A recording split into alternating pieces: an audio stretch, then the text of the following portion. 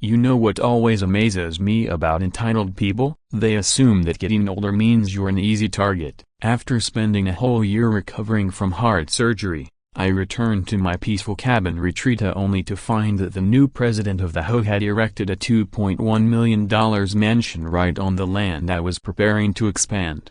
Even worse, her swimming pool was comfortably sitting on my property, and the cherry on top is she had the audacity to claim I was trespassing on my own land. She looked at my modest old cabin and saw an easy win, some harmless old man she could bulldoze over without a fight. What she didn't realize was that her arrogance was about to cost her dearly. I had been gone for a year, healing, but my mind was always back at the cabin Eleanor and I built together. We had dreamed of our retirement there for 43 years. Before she passed, we cleared a patch of land behind the cabin for an addition to her dream reading room. I couldn't wait to build it for her, even if she was no longer there to enjoy it with me. Driving up that familiar dirt path, I was flooded with memories. But then, I saw Ida and I swear, my freshly repaired heart nearly gave out again. A massive Mediterranean-style estate stood right where Eleanor's reading nook was meant to be. It wasn't a renovation or an expansion, it was a full-fledged luxury home,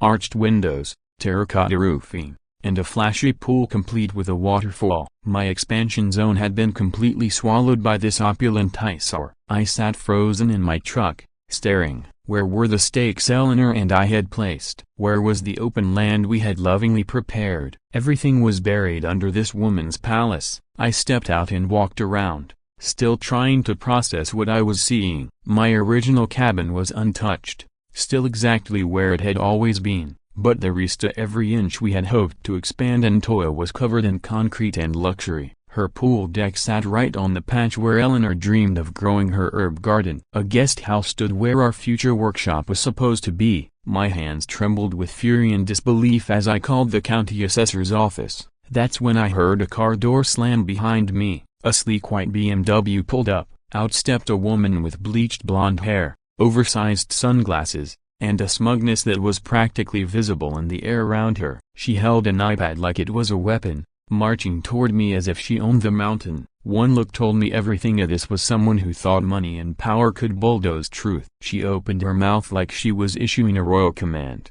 "Excuse me, you're trespassing on private property." I turned slowly, saw her scanning my jeans and flannel shirt, clearly thinking I was some lost old man. "Ma'am," I said calmly, "this is my land. I own 9.2 acres. And your pool is on my property." Her irritation turned to disbelief in seconds. "That's not possible," she snapped. "You live in a structure. It's barely compliant with modern housing codes." The way she said structure told me everything about her. That cabin might look humble to someone used to high-end living, but it was built with Eleanor, with love, with sweat, with history. "That structure," I told her, "is the cabin I built with my wife in 2001, and your pool is sitting on land I've legally owned since 2019. She laughed. Actually laughed. "I have official surveys that say otherwise," she said, waving a digital document from her iPad like a wand. "But after spending 3 decades as a federal land inspector,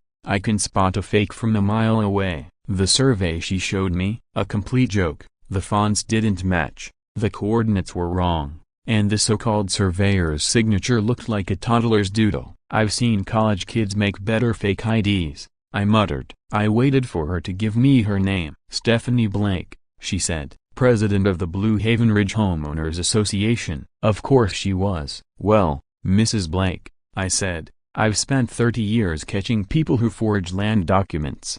You really sure you want to keep playing this game with me?" For just a second, I caught a flicker behind her oversized glasses, maybe fear, maybe doubt, but it vanished quickly, replaced by that smug, dismissive sneer as she pointed toward my cabin like it was a rotting shed. I went back to my truck and retrieved the real data kept safe in my glove box since 2019.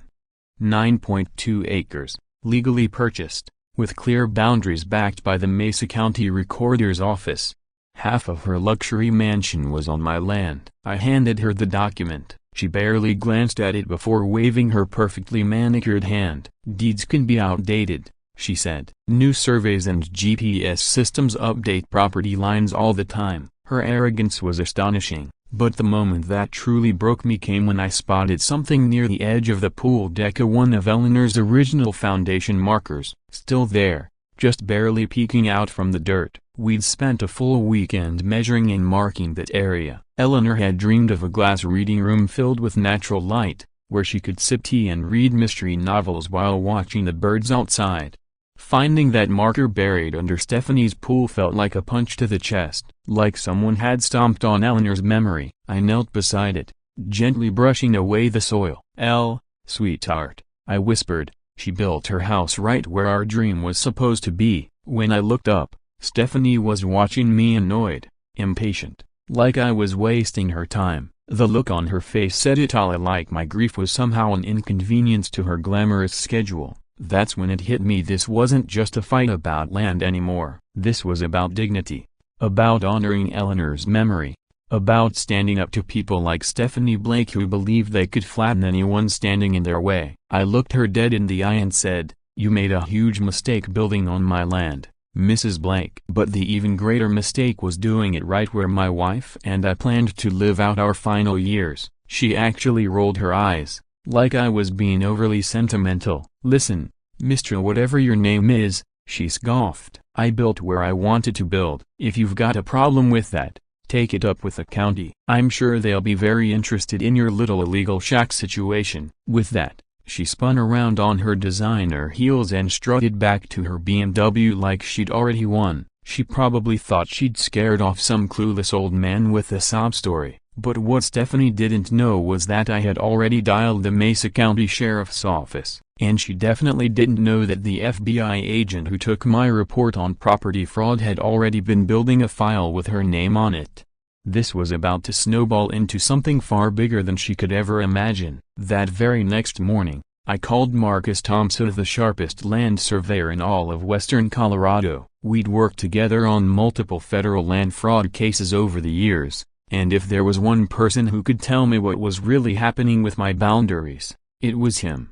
"Robert," he said, "I'll be there this afternoon with all the GPS equipment. If someone's messing with your lines, we'll have it nailed down by sunset." I spent the morning pulling out every document I had, the deed, tax paperwork, the original survey from when Eleanor and I bought the land. Something told me I'd need every shred of proof. When Marcus showed up, he brought gear that could map boundaries down to the inch. We spent hours checking every corner of my 9.2 acres, cross-referencing satellite images, comparing with county records. The results were jaw-dropping. Stephanie's mansion hadn't just nudged into my land, it had swallowed a huge portion of it. The main structure was halfway on my property. The swimming pool, entirely on my side of the line. The flashy guest house, 70% built on my land. She didn't borrow a little sliver, she'd claimed almost a full acre like it was up for grabs. "I've been doing this for 2 decades, Robert,"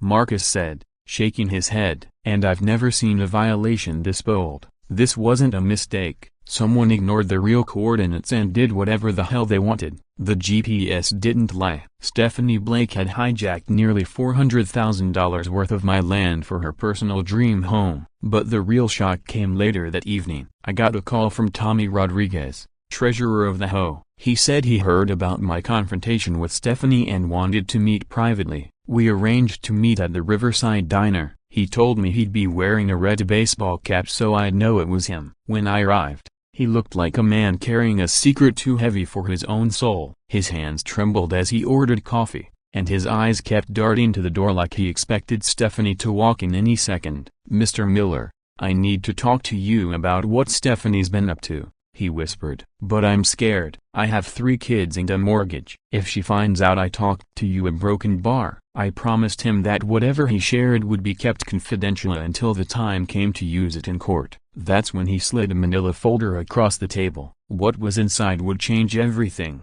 About 6 months ago, she had me sign some blank papers, he explained. Said it was routine HOA stuff that needed my signature as treasurer. I didn't question it. She's been running a drama nest for 8 years. I figured she knew what she was doing, but she didn't. What Tommy handed me revealed that Stephanie had invented a fake surveying company called Rocky Mountain Surveys. She had forged multiple documents using the name Kevin Walshaw, a real surveyor who had retired back in 2019. And it didn't stop there. She had taken Tommy's signatures from those blank forms and used them to authorize fake HOA resolutions, all to justify construction that was never legally approved. But the final nail in the coffin? A copy of a $15,000 check she wrote to Frank Wilson, the very same county building inspector, marked consultation fee in the memo line. She told me everything was legit, Tommy said, gaining courage as he spoke. Said she'd done her homework, had all the right approvals. I believed her, but then people started talking about forged permits and made-up surveys. I tried to confront her,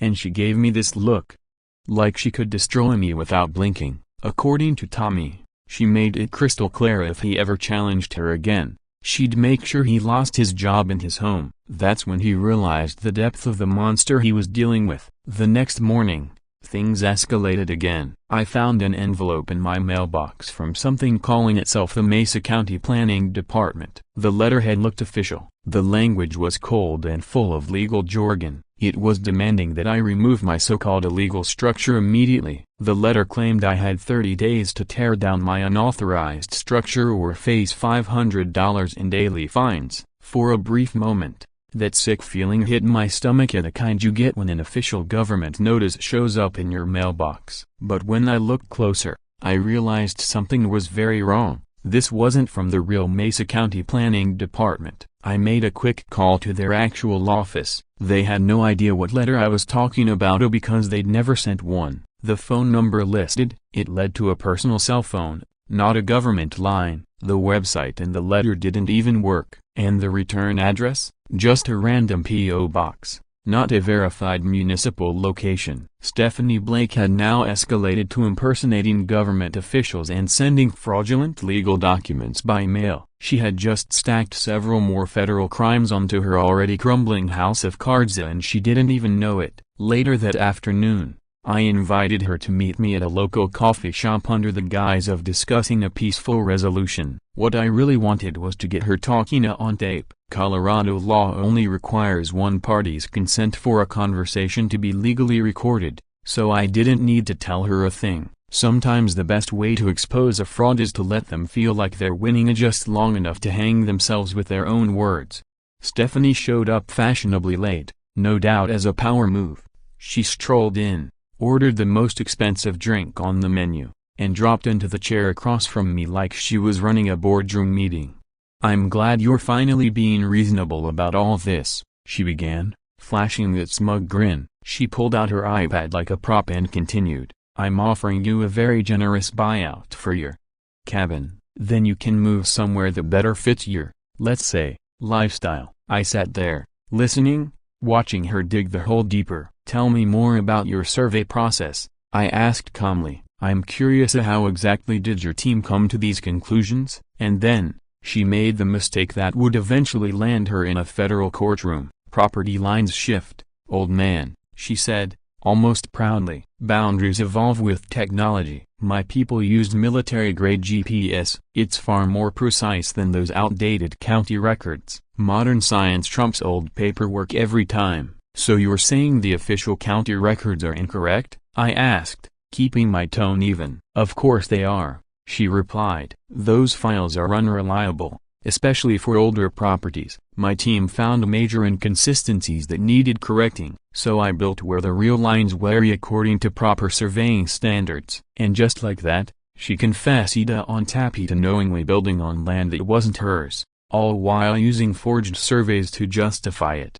But she didn't stop there. "If the county has a problem with my improvements," she said, "they should update their outdated maps. I've put over $2 million into enhancing this community. I'm not going to let some bitter old man living in a shed control what I can or can't do with my investment." Her arrogance was astonishing. She wasn't just revealing her schemia, she was displaying the kind of egotism juries despise. I pushed a little further. "What if I had proof your surveys were fake?" For a brief second, I saw the mask slip. Real fear flashed across her eyes, but only for a moment. She composed herself quickly and said, "You can't prove something that isn't true. My documentation is clean and legally binding. If you want to waste your time taking me to court, go ahead. You'll lose everything to legal fees." That's when I knew she was finished. She had just admitted on record to multiple federal crimes. And she was too confident, too blind, to realize it. What I didn't know was that while I sat there recording our conversation,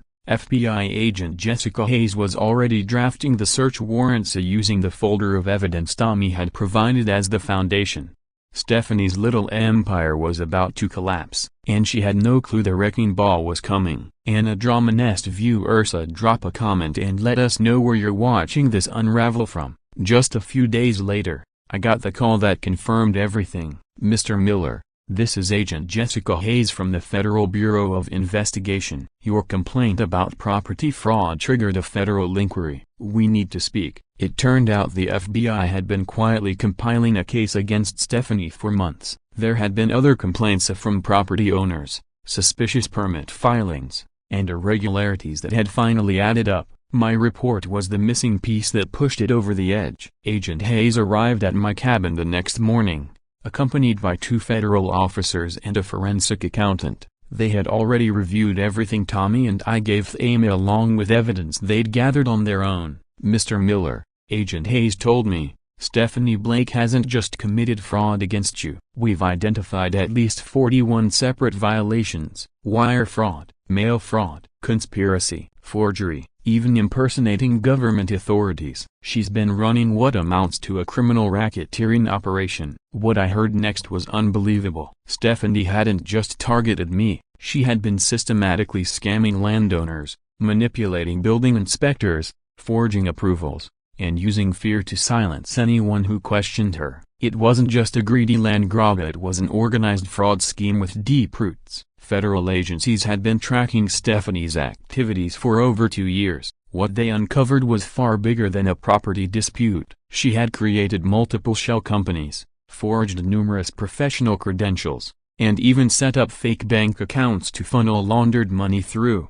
The mansion she illegally planted on my land, that was only the beginning. It turned out she had been misusing HOA funds to bankroll her elaborate criminal operation. Homeowners' dues and special assessments had been quietly redirected to fund shady construction projects and personal luxuries. And then came the kicker: Frank Wilson, the very county inspector who'd signed off on her permits, had been arrested earlier that morning in a separate corruption case. According to Agent Hayes, he'd already started talking. He admitted to accepting bribes from Mrs. Blake in exchange for approving unpermitted construction, she said. He's agreed to cooperate in exchange for leniency. Hearing that gave me a deep sense of justice finally catching up. People like Stephanie and Frank had been abusing the system for years, but their time was up. While Agent Hayes walked me through the unraveling investigation, Stephanie was busy making the most disastrous decision of her criminal life.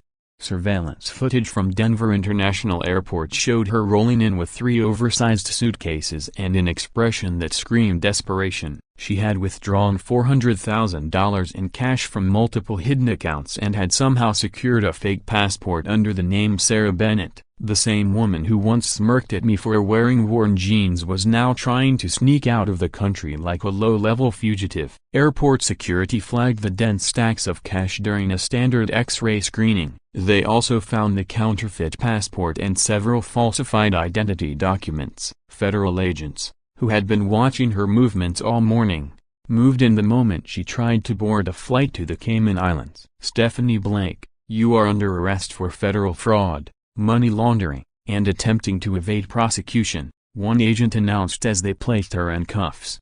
The footage of her yelling about injustice and waving manicured hands as she was escorted out of the terminal went viral within hours. The once powerful president of Anna Drama-nest HOA had become an internet meme. Her arraignment in federal court was a spectacle in itself. Judge Carolyn Foster, a veteran of the bench with over 2 decades of experience, appeared almost stunned by Stephanie's performance. She read out the charges: 41 federal counts including wire fraud, mail fraud, conspiracy, and impersonating federal authorities. "How do you plead?"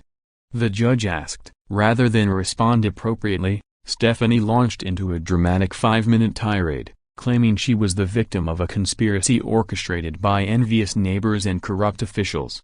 Bail denied. She had, after all, been caught red-handed trying to flee the country with fake IDs and hundreds of thousands in undeclared cash. Outside the courthouse, the media frenzy was in full swing. Major news outlets were now calling it the HOA heist. Cameras flashed, reporters shouted, and Stephanie's attorney tried desperately to shape the narrative, but the mountain of evidence was too damning, even for spin doctors. The trial began just a few weeks later, and it was clear from the start that the prosecution had come fully loaded. They began with satellite images overlaying my property deed with aerial shots of Stephanie's mansion. It was impossible for the jury to miss Ida. Half her mansion sat squarely on land that wasn't hers. Next came the forensic breakdown of the surveys. FBI analysts demonstrated exactly how the documents had been manipulated: the mismatched fonts, errors in layout, and signatures that were obviously traced. It was like a tutorial in how not to forge government paperwork. Then came Tommy Rodriguez's testimony, and it devastated any remaining defense. He explained how Stephanie had tricked him into signing blank HOA documents and then used his name to justify her illegal projects. He described her threats,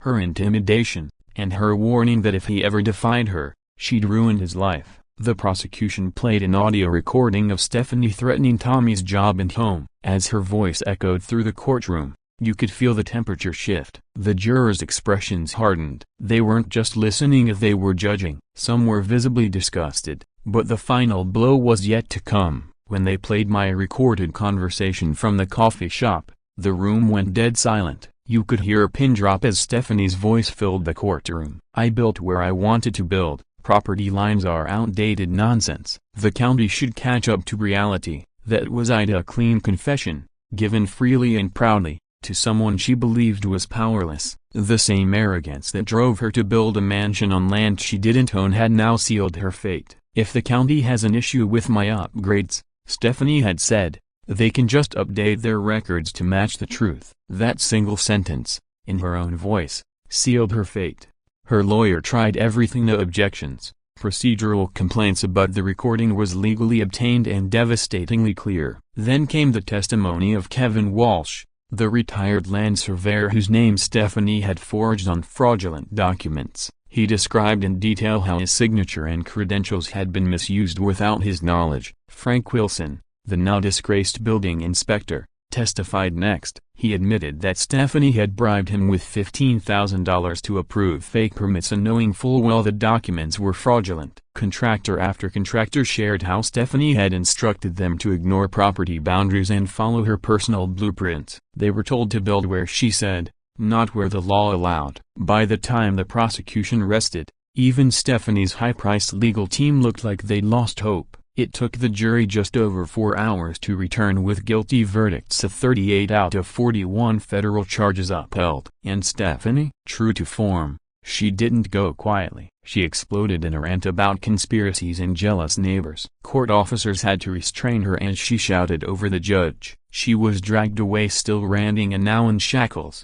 Judge Foster handed down her sentence, 12 years in federal prison, plus $2.4 million in restitution. But it didn't end there. 3 weeks later, a civil court delivered a judgment that crushed whatever was left of Stephanie's standing. I was awarded full legal ownership of the mansion and every improvement on my land. The court also granted an additional $200,000 in punitive damages for emotional distress. Stephanie was left to pay her own $95,000 legal bill, and the grand total of what I received exceeded $2.6 million, all because she thought she could push around a retired federal inspector. As I stood outside the courthouse holding the mansion's keys, there was a strange mix of victory and grief in my chest. I had won, but Eleanor, my wife, wasn't there to witness it. That house had been built over our dreams. Now, it was mine, but it felt hollow. I walked through the empty halls that afternoon. Her life still lingered in the Spacia photos on the wall, kids' drawings on the fridge, clothes hanging in closets. The mansion may have been illegally built, but it had been someone's home. Stephanie's children had laughed here, celebrated birthdays, played in the backyard. The thought of them having to leave under those circumstances hit harder than I expected. Later that day, I visited Eleanor's grave. I needed her guidance. "I got the house," I said, kneeling beside her, "but I don't know if keeping it is the right thing." "What would you want me to do?" The wind whispered through the trees, and I remembered her words of how she believed in turning sorrow into service. Eleanor had volunteered at the VA hospital for over a decade, comforting veterans who were struggling with the weight of their sacrifices. She always said our country owed them more. That's when it hit me like lightning striking. Veterans. What if this mansion, built on arrogance and fraud, could be turned into a sanctuary for those who had actually earned peace? What if it could become a place of healing instead of harm? I reached out to the Colorado Veteran Services office the next morning. Amanda Walsh, their director, had spent years fighting to help homeless and at-risk veterans. As soon as I shared my idea, I could hear her enthusiasm building. "Mr. Miller," she said, "we have over 200 veterans on our waiting list for transitional housing. Every single bed counts." She visited the property that same day. As we walked through the 6-bedroom home, I watched her take mental inventory. Each bedroom could house a veteran. The spacious living room could serve as a shared healing space. Stephanie's lavish home office, perfect for job training and resume help. The guest house, a counseling center. Even the extravagant pool could be transformed into a peaceful recovery garden. 2 weeks later, I filed the paperwork to turn the property into a non-profit transitional housing center. The response from the community was overwhelming. George Turner, my neighbor and staunch supporter during the trial, donated his skills for the renovation work. Tommy Rodriguez of the man Stephanie once tried to silence pitched in with landscaping and garden prep. Local veteran organizations showed up with furniture, tools, and heartfelt stories. Even residents from Anadromnest Ho, now ashamed of their former president's actions, organized fundraisers that pulled in more than $31,000. Then came the final push, a federal grant, $180,000 in annual funding, plus tax benefits and local support from the county. By mid-year, we were ready. Opening day arrived, and I stood in what was once Stephanie's opulent front hall, watching 6 veterans move in with nothing but hope in their bags.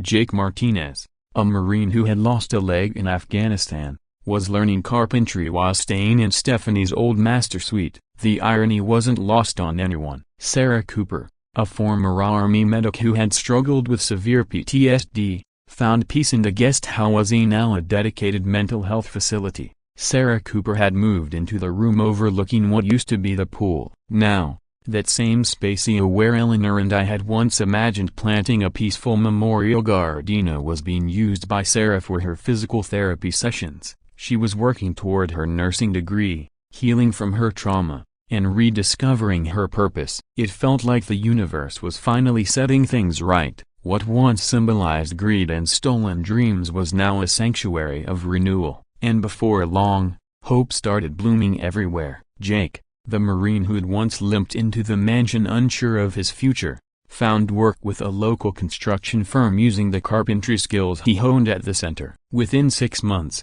he had enough saved to move into his own apartment and begin building a life of independence. Sarah got accepted into the University of Colorado's nursing program. She became a mentor to other female veterans, guiding them through their own battles with trauma and self-worth. The waiting list for the center soon grew to over 40 veterans. Calls came in from across the country in nonprofits, VA offices, and city leaders wanting to learn how they could replicate our model. Recognition followed. Anadromnest viewers shared our story far and wide. Good Morning America even broadcast a live segment from the mansion, calling it a beacon of healing born from betrayal. I was honored with a Presidential Volunteer Service Award for the program's contribution to addressing veteran homelessness. Then came the Emmy-winning documentary, The Mansion Built on Lies. A film crew spent months capturing the transformation of both the house and the people inside it. Eleanor would have cried watching it and smiled through her tears. But the greatest and most unexpected blessing came in the form of Nancy, a VA counselor who joined our staff just as the program was expanding. Nancy was warm, soft-spoken, and carried her own history of loss. Her husband had died in Iraq 7 years earlier, and she understood what it meant to mourn someone you never really stopped loving. Our first deep conversation happened in Eleanor's memorial garden, once a pool deck, now filled with roses. "You've created something beautiful here," she said gently, watching Jake build raised garden beds. "Your wife would be proud." "She always believed love grew strongest when it was shared," I replied, my voice catching. As weeks turned into months, Nancy and I spent more time together. We bonded not only over our shared dedication to the veterans, but also through our mutual understanding of what it meant to rebuild a heart from broken pieces. By year's end, the neighborhood of Blue Haven Ridge had changed beyond recognition. Property values rose by 18%. A National Civic Group awarded us the America's Most Caring Community honor. Our annual Veterans Day event drew more than 1,500 people. Local businesses pitched in, and new residents said they'd moved in because of the center and what it stood for. Meanwhile, Stephanie Blake was adjusting to a very different reality: a federal prison. Reports from her correctional facility said she was assigned to laundry duty, earning 31 cents an hour, and endlessly complaining about how unjust everything was. Her children changed their last names and were now living with their father, who divorced Stephanie as soon as her sentencing was finalized. Every appeal she filed was denied, every claim of persecution thrown out. Even her last desperate attempt to stop our zoning approval was dismissed in court. The story had come full circle, but somehow, I sensed this wasn't the end. On Christmas Eve, I stood alone in Eleanor's garden, the snow falling softly on what had once been Stephanie's monument to arrogance. Now it was a house filled with laughter, healing, and second chances. I felt Eleanor's presence more clearly than I had in years. Her love still lived here in every flower, every repaired wall, every saved life. Then, just when I thought the last chapter had been written, something completely unexpected happened. 6 months after Nancy and I got engaged, a woman arrived at the center asking to speak with me. I was in the middle of helping Jake plan the launch of his construction business when one of the residents said, "There's someone at the front desk who says it's urgent." I walked to the porch and saw a woman in her 60s, her hands nervously clasped in front of her. There was something familiar about her, something in the way she stood, in the tension of her shoulders. And then she spoke. "Mr. Miller," she said, her voice soft but steady, "I'm Margaret Blake, Stephanie's mother, and I need to tell you something about my daughter that no one else knows." I froze. The resemblance, now that she'd said her name, was undeniable. But unlike Stephanie, Margaret carried herself with humility. Her eyes were filled not with entitlement, but sorrow. She looked around at the center, visibly moved by what she saw of the vibrant life, the shared meals, the laughter echoing from rooms once soaked in greed. I followed the news coverage in a broken bar and I couldn't stay silent anymore. We sat in what used to be Stephanie's lavish living room. It was now a cozy common area filled with donated books, warm lighting, and half-finished puzzles. Margaret's hands trembled slightly as she began. Whatever Margaret was about to share had clearly been weighing on her heart for decades. "Stephanie wasn't always like this, Mr. Miller," she began softly. "When she was 12, her father and I lost our home to a property scam, a broken bar eerily similar to what she did to you." The irony struck like a thunderclap. Margaret described how a man had manipulated land boundaries, forged documents, and used fake surveys to steal their family's home. They lost everything: a house, savings, security. For 3 months, they lived in their car, trying to fight injustice in court, but without money or legal knowledge. They were helpless. Stephanie watched it all happen. Margaret said, her voice cracking. She saw her parents powerless. "I think it broke something inside her." She explained how Stephanie became obsessed with control, especially property. It wasn't about wealth, at least not at first. It was about never being vulnerable again. Every conversation turned into a negotiation. Every person became either a weapon or a threat. "The thing that ruined us," Margaret whispered, turned her into the kind of person she once feared. Then came the request I never expected. "I'm not asking for forgiveness," she said. "But a broken bar, would you consider letting me bring my grandchildren here? Just once. Emma and Lucas are lost in all this. I think they need to see what their mother's house became, to know that even something awful can be transformed." A week later, Margaret returned with Emma and Lucas. Emma, 16, was sharp-eyed, bitter, and had already legally changed her last name to her father's. Lucas, 14, was quieter, still holding on to hope that his mother might somehow come home, that life could rewind. They wandered the mansion slowly, taking in the changes. The walls that once echoed with cold emptiness were now filled with laughter and shared purpose. Mom always called this her dream house, Emma said as we stood in the main living area where residents now played cards and filled out job applications. But when we lived here in Broken Bar, it felt like she was trying to impress people who didn't care. Lucas stayed silent for most of the visit until we stepped into Eleanor's memorial garden, the space that used to be the decorative pool.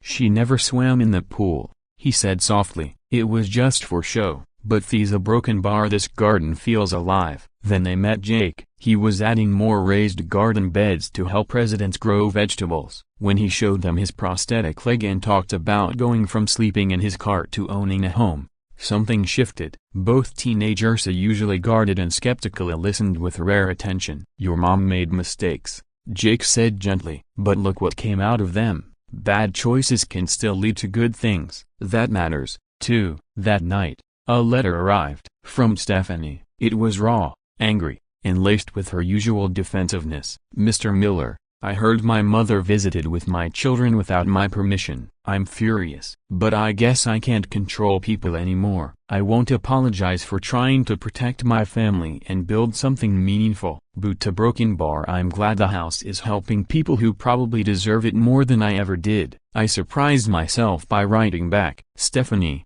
your children are good kids. They need to know their mother wasn't born a villain, that there were reasons behind the wrong choices. I won't forget what you did to Eleanor's dream on Broken Bar, but I won't let hatred poison what grew from it, either. That first exchange opened the door.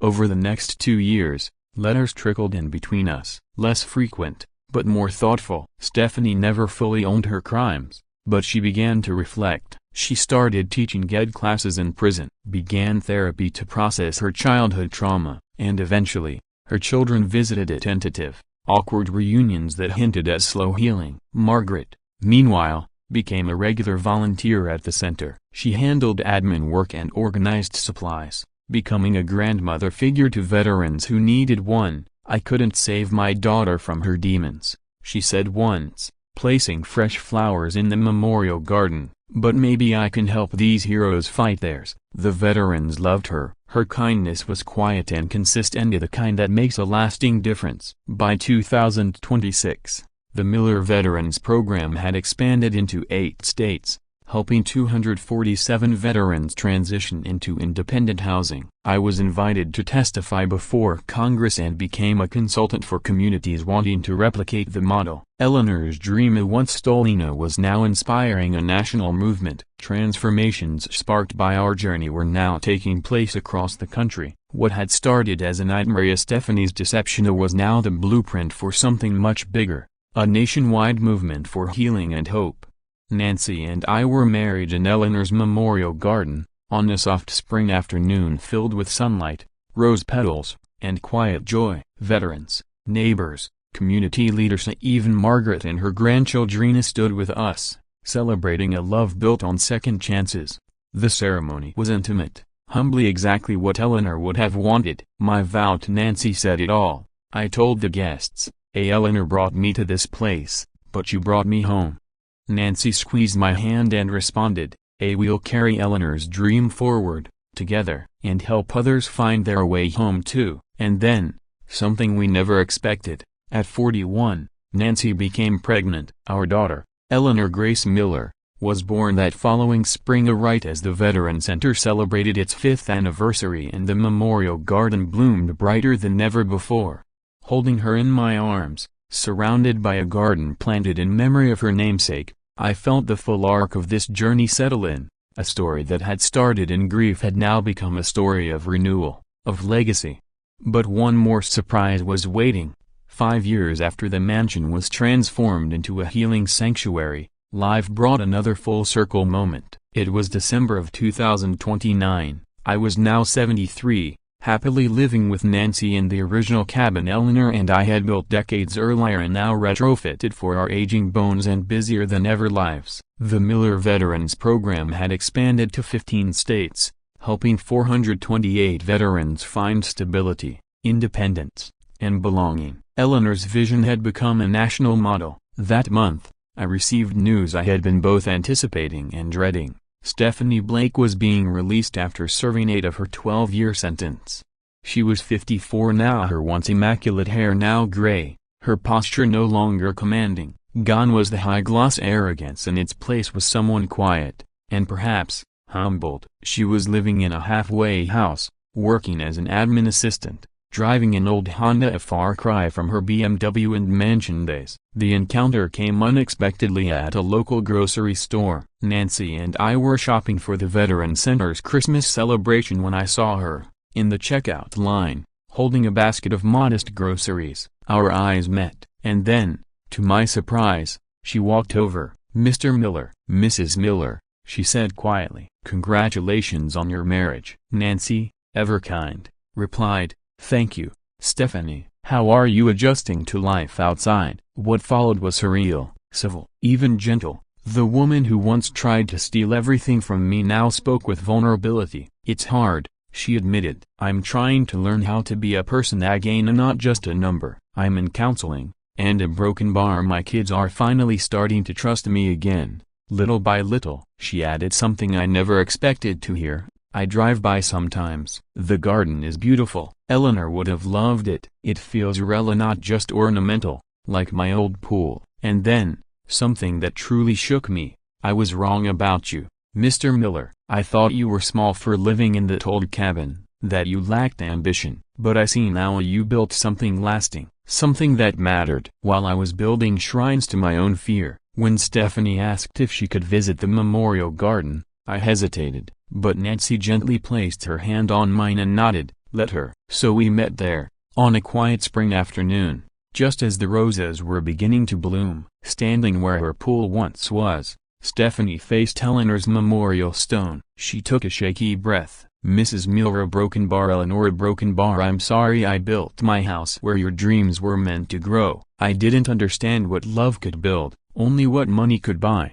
But I'm grateful your husband took my selfishness and turned it into something beautiful, something that helps people." As the wind whispered through the garden, I felt Eleanor's presence, soft, strong, forgiving. Maybe this was healing, maybe this was grace. Margaret remained a faithful volunteer at the center, and over time, played a key role in helping Stephanie reconnect with her children. Emma, now 21, was studying social work at the University of Colorado, her focus, helping veterans transition into civilian life. Lucas, now 19, had enrolled in the military academy. He planned to serve his country and then return home to work as a counselor for veterans battling PTSD. Both children, once angry and confused, had transformed their pain into purpose. Their paths stood in stark contrast to the mistakes of the past. And at Anadrama Nest, where stories like this are shared with the world, it felt fitting to end not with vengeance, but with restoration. A house once built on lies was now a home for healing. A woman once defined by greed now watched her children define themselves through compassion and service. And just an old man who once refused to be pushed off his land, I had found something deeper than justice. I had found peace. In stark contrast to Stephanie's past, the Blue Haven Ridge community had become everything we'd once dreamed of and more. Property values had risen 35% since her departure, turning our neighborhood into one of the most desirable areas in the county. For 3 consecutive years, we'd won the America's Most Caring Community Award. And each Veterans Day celebration now welcomed over 2,000 guests, drawn not just by the festivities, but by the stories of real transformation. Tommy Rodriguez remained the HOA president, maintaining the spirit of transparent leadership that replaced the fear and control Stephanie once imposed. My memoir, Where Love Grows, From Stolen Dreams to Healing Gardens, became a bestseller for 8 weeks. Every dollar earned from it was used to fund veteran housing initiatives around the country. The book shared Eleanor's story, our story, and resonated deeply with readers navigating grief, injustice, and rebirth. A major film studio acquired the rights to adapt the memoir, hoping to bring Eleanor's dream to screens across the world and inspire more communities to embrace programs for veterans and vulnerable families. Then came the miracle Nancy and I had never expected, a baby at age 41. Eleanor Grace Miller was born just as the Veteran Center celebrated its 5th anniversary, with the garden in radiant bloom, holding her there beneath the arch of roses. In the space once occupied by Stephanie's ornamental pool, I felt the full circle of our journey close. But one more letter would come. Stephanie's final message arrived from her small apartment, written in careful, thoughtful handwriting. Mr. Miller, I heard about your daughter. Eleanor's name lives on in your garden. Your program a broken bar and now, your child. I hope someday I can teach my grandchildren about redemption the way you taught my children about forgiveness. The house I built in anger became a home built on love. Maybe that's the real victory. My reply was simple, yet heartfelt.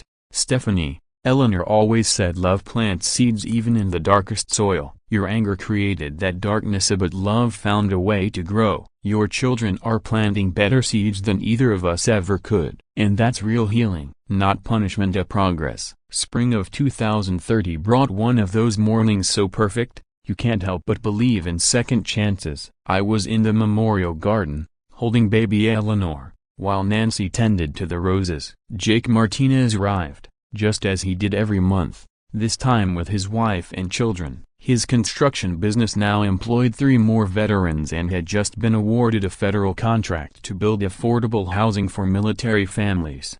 Mr. Miller, he said, watching his kids laugh near what used to be Stephanie's pool house, without this placey a broken bar I'd probably still be living in my car. Everywhere I looked, I saw symmetry. Where Stephanie had once built walls, we now had bridges. Where she had buried dreams under concrete, we had planted new ones that blossomed stronger each year. At the base of Eleanor's memorial stone, where it reads, Eleanor's garden, a where love grows stronger than greed, a broken bar, I felt her presence, clearer than ever. The story that began with a stolen mansion had become a story of national impact, of healing, and renewal. A place where America's heroes rebuilt their lives, a right where our love story was always meant to live on. And that's how a mansion built on stolen dreams became a sanctuary of second chances. The final message: never underestimate someone just because they live simply. True strength doesn't come from your wealth or square footage. It comes from standing up for what's right,